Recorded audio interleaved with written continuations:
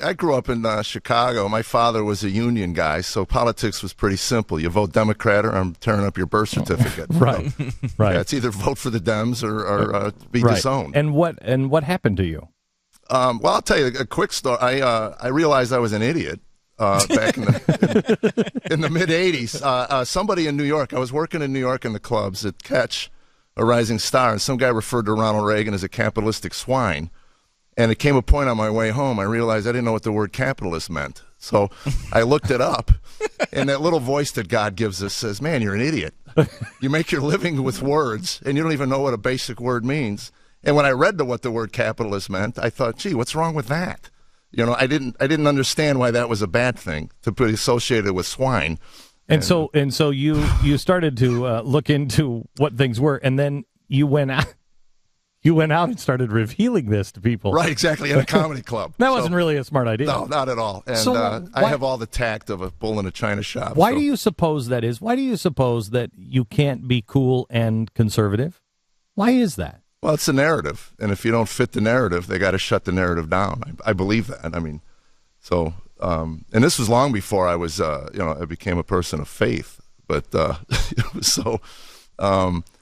I don't know. It was interesting to me. I had a guy. I was telling somebody once I was really miserable. I was at a 12-step convention or something, and I'm 6 or 7 years in the program. Convention? I didn't know they had convention. Well, they had them. You know, a bunch of drunks get together. Yeah, I mean, it's just called a keg party. That's all that is. It doesn't sound like a good idea. Hey, let's all go out of town. Vegas.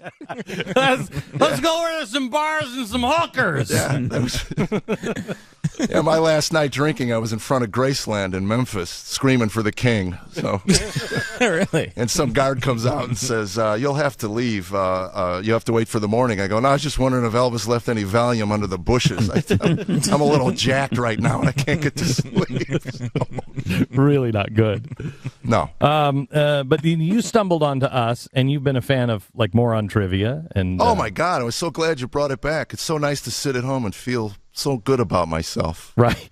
I used to work in a mini mart, so I mean I have an empathy for that. You know. How was that? How'd that work out for you? Well, I worked the graveyard shift, and I was manager. I want you to know that. Wow. Right. I was impressive. You were just wearing a shelf. I was impressed until I got to work and found out I was really the only guy there. So, I had to fire myself. I caught myself stealing a few times. Right. What was interesting was because it was late at night, you get these guys that would come in and take you out of your meditative trance, you know. Right. You know, why am I such a loser? And I can't, you know, why am my life where it's at? And they go, hey, where are you keeping the SpaghettiOs? You know, there's 3 aisles. You know, why don't you and your men's of friends get together and figure it out on your own? So then they pick the can up and start walking in the microwave, and you would say, no one could be that stupid as to put a can into a microwave and then fire that thing up. Well, you know, the depths of ignorance in America never cease to amaze me. Not only do they turn it on, they put their face up against the glass and admire the sparks. So you got to figure there's someone 3 blocks away with a pacemaker pounding their chest. Oh, God, they're cooking another can again. What's going on? I hate this neighborhood.